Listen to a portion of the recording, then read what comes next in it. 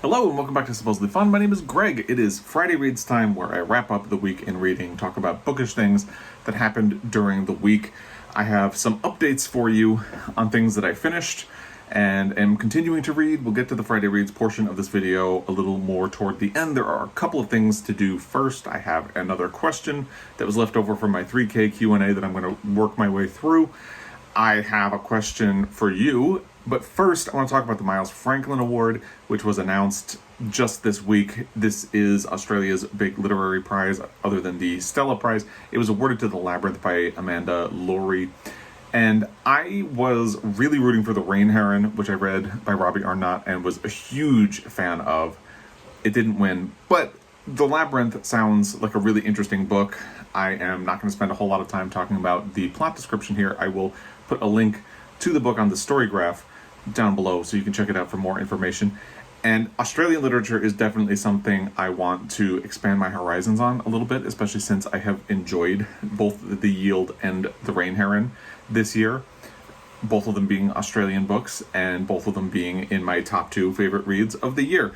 And I will link the full video for my favorite reads of the year so far down below if you'd like to check that out as well.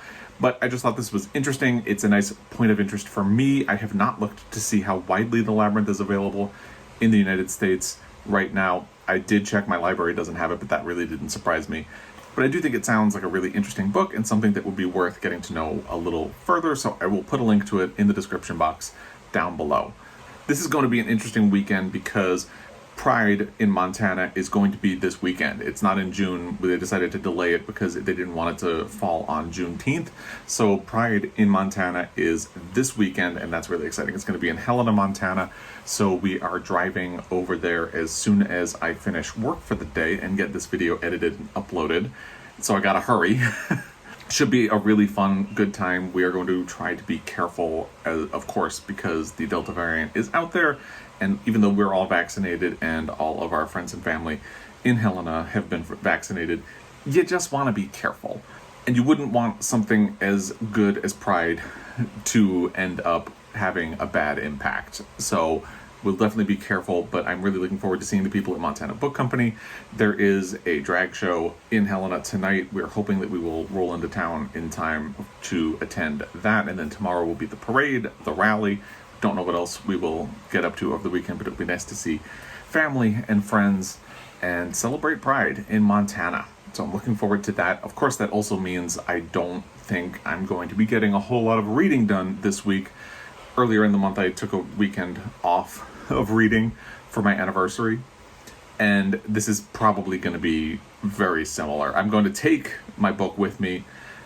I might start an audio. I haven't really decided yet, but I don't know how much I'm going to get done. So I'm assuming that this is going to be a week where there will not be a whole lot of progress in terms of reading, but for a good reason, I think. The next thing I wanted to talk about is sort of a question, because I got sucked into watching something on Hulu this week, which really got me thinking about guilty pleasures. And I really don't like the term guilty pleasures because I don't think you should feel guilty about anything you enjoy, as long as what you enjoy is not actively harming anybody else. But it's hard to get at the concept without using the term guilty pleasures, so I'm going to use it there with the added explanation that I don't think you should feel guilty about anything you enjoy. But the question I wanted to ask is, what's something you know is bad, but you enjoy anyway? Because mine is the Bond movies. That's what I got sucked into watching on Hulu. I was flipping through, my husband was out of town for the week on business, and Skyfall was on. And I ended up watching it. That is actually my favorite Bond movie. I know they're bad, I know they're terrible, I know they're misogynist, I know they are wildly racist, especially in the early years, and somehow I enjoy them. And I feel like a lot of that is because there's so much behind the scenes stuff that I find interesting. For example, in the early years of the Bond franchise, you had a big reliance on Blofeld, using him as a sort of arch nemesis of James Bond, and then for legal reasons they couldn't use the character anymore after the first decade. It's a long story, I won't go into it. But the character had to go away for a really long time, and then they got the rights to the character back 40 years later and reintroduced him in the movie Spectre, which I think was a terrible mistake because Skyfall was a wonderful movie, and they followed it up by reintroducing Blofeld, which was just a terrible idea. I've never been a fan of the Blofeld movies. But I do think there's interesting behind-the-scenes stuff that happens with that and the legal fighting around the franchise. It is the first major movie franchise in Hollywood history. But they also really reflect politics of the time and things going on at the time or things that were popular. They're always cribbing from things that were going on in pop culture at large. For example, The Man with the Golden Gun has a giant karate sequence because kung fu movies had become popular at the time. Moonraker was made because they wanted to capitalize on the popularity of Star Wars. So there's a sort of push and pull between what's happening in the real world and what's happening on the screen, and I find that fascinating. Even GoldenEye, which was released in 1995, was released after the fall of the Soviet Union and is a sort of meta Bond movie because it is deliberately questioning whether or not James Bond had any place in a world without the USSR. I find that stuff fascinating, and I don't want to spend a whole lot of time talking about it because this is not a James Bond channel, and I do not want it to become one. But for all of those reasons, I enjoy the movies. I've hated the books. So the enjoyment of the movies does not go in that direction at all. The books are just problematic and bad. But the movies, I find, have a lot of interesting things about them. Even Tomorrow Never Dies, which is not a good movie, has a really interesting idea because the bad guy is a journalist and he is worried about a 24-hour news cycle, which was actually very prescient. Now, the worry that they had was not quite what we've come into in the years since that movie was released. It was more that they wouldn't have enough news to cover a 24-hour news cycle, so he had to go out and start a war. But that's actually not that far off. But it's interesting because it saw something that was going to become a problem, and even though it didn't have anything really smart to say about it, it's interesting that it was thinking about it in some way. I don't know. So that's mine. I know I can't really defend them all that much, but it's something that I know is bad and I enjoy anyway. So I would love to hear what your thing is in the comment section down below. Let's get into the question from my 3K Q&A. This week it comes from What Page Are You On? There are 3 questions. The first one is really difficult. Under unfortunate and unforeseen circumstances, and while very sad to think of, which literary character would you have look after Guinness and Jameson in your place, and how do you think Guinness and Jameson would warm up to that character? Guinness and Jameson are my dogs, if you're unfamiliar. It's hard to think about that. Yes, it is. But also, I just don't have a good answer to that question, and I've thought about it for about 24 hours now. Even people I can think of who are good with dogs, like the kid from Where the Red Fern Grows. Guinness and Jameson are not hunting dogs to me. I don't want that. Like, he really loved and took good care of his dogs, and look what happened in that book. So, no. So I just started thinking, okay, well, who's the most responsible person I can think of in a book? And for some reason, the only person I can think of is Matilda from the Roald Dahl book. And by default, I'm going to go with her, because I can't think of anything better. And I do think she would be a really good caretaker for the dogs. She's very responsible, very smart, very sweet. So I think I have to go with her. As for whether or not Guinness and Jameson would warm up, Guinness would be fine. He gets along with people. We've had him since he was 6 months old, so he trusts people, and he loves us and spending time with us, but I think he would probably be okay. Jamie, I don't know about. She is a rescue dog. There are signs that she was abused in her former life, and she does struggle with trust, especially with men, and that's one reason I think somebody like Matilda would be good, because female, you get around the issue of her trusting men. For some reason, she liked us, though, from day one. I don't understand that, but I'm happy for it. So it would take a lot more for Jamie, but she would probably get there. It's an interesting question. I wish I had a better answer for it. Number 2 was, how do you describe BookTube to people in your real life, and what did they think about it? If you follow along, I've mentioned a bunch of times that I have imposter syndrome, so I don't really talk about BookTube to people in my life because I feel weird. I think a lot of people don't understand having a channel and the sense of community unless they're really young. Younger people get it. But to people who are even in my own age bracket don't really see how you can create a sense of community around having a channel. So there's a sense of disbelief that you could get that from a channel. I just avoid the subject for the most part. But when I do talk about it, I just really focus on that, the sense of community and the people and all of the friends that I've made from my time on BookTube and all of the fun book discussions and books that I have discovered because of BookTube. So that's really what I focus on more than anything. And then the third question is, as a veteran of working from home, how do you switch up your work environment and feel in work mode? I've been struggling since March. Obviously, this question came last year in 2020, so I'm sorry I'm getting to it this late. I did do a video last year about working from home where I talked more about this.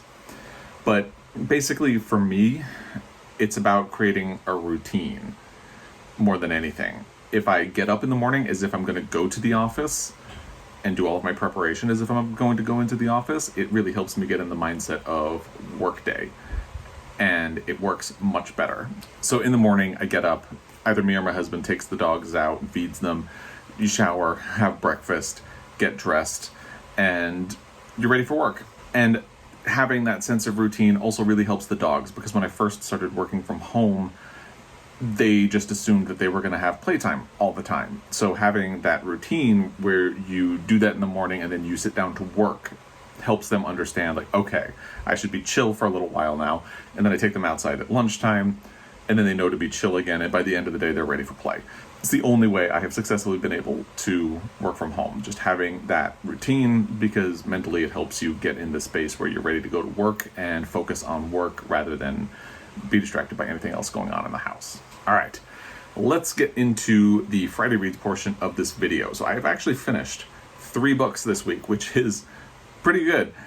All of them were audio, and that shows you where I've really put my focus for this week. Hidden Valley Road, Inside the Mind of an American Family by Robert Kolker, which I talked about in my last Friday Reads video, was the first book that I finished.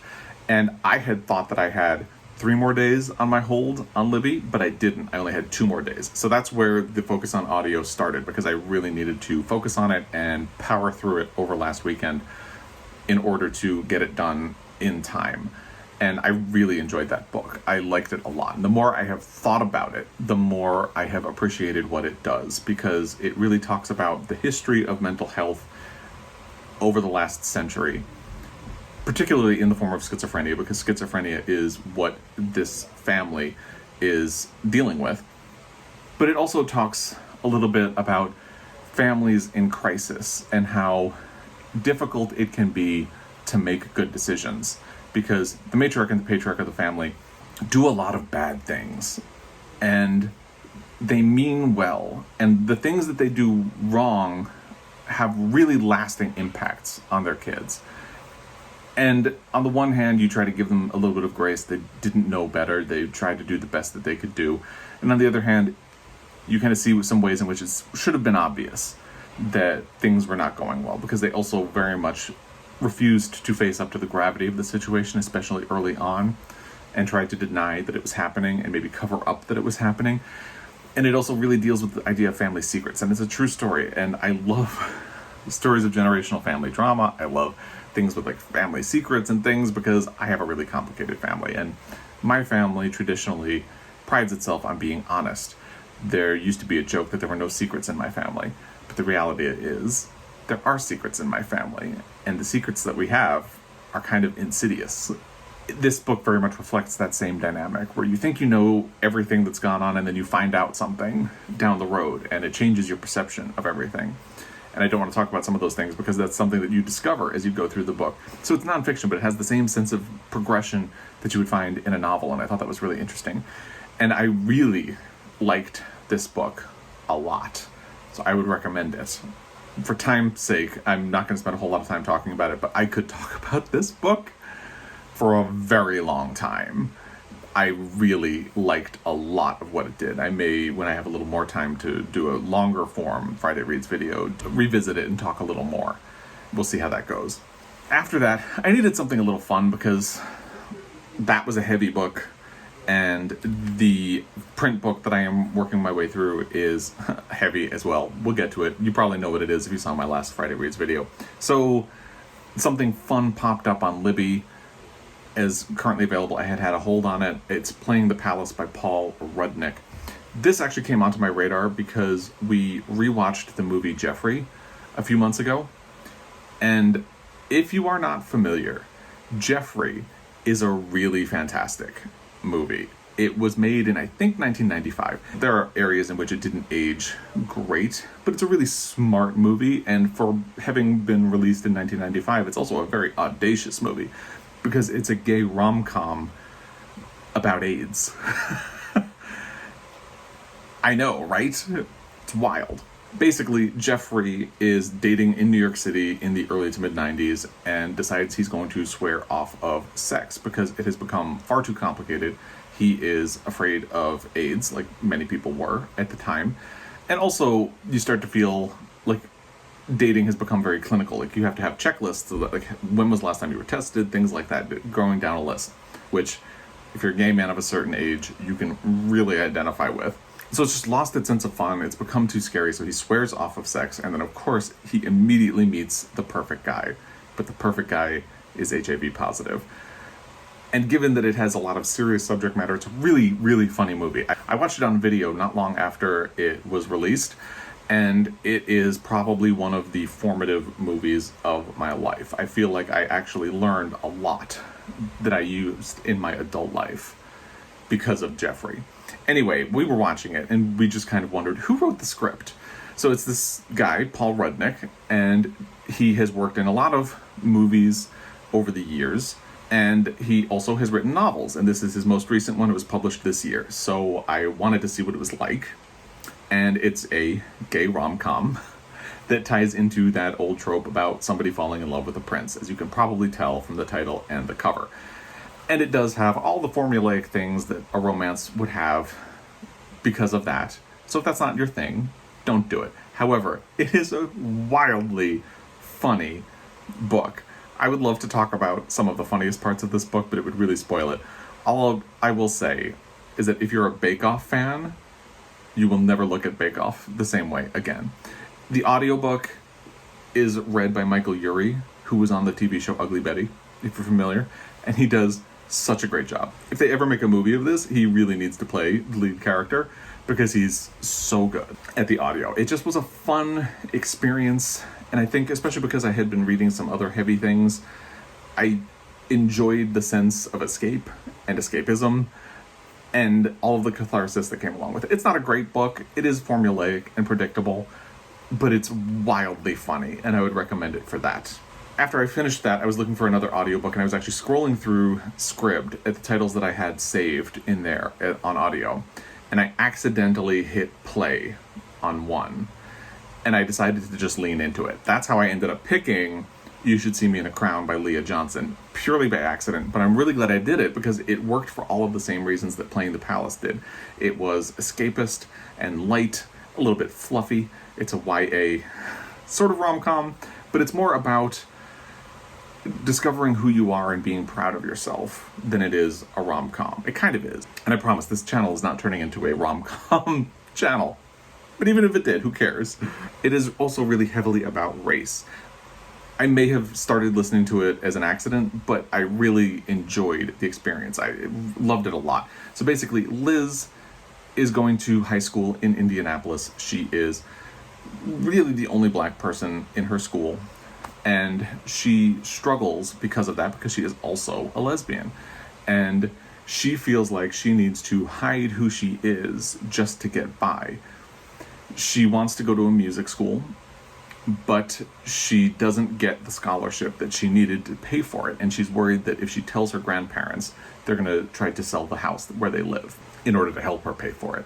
Because she lives in a rich neighborhood and goes to school with wildly rich kids, there is a heavy emphasis on things like prom, things that are very traditional, high school, family-oriented. So her school is so into prom that they offer a scholarship if you are the prom queen. So she gets convinced to run for prom queen, and the book follows the course of her campaign, and she meets another girl who is new to the school and decides to sign up to go for prom queen, and they have a bit of a romance. But mostly it's about her getting reconnected with some friends that she had been separated from in high school, and dealing with her place in the world and realizing that she can let people get to know her. She can not care what other people think. It's about how if you are a minority, you feel like you have to censor aspects of yourself and make yourself palatable to other people.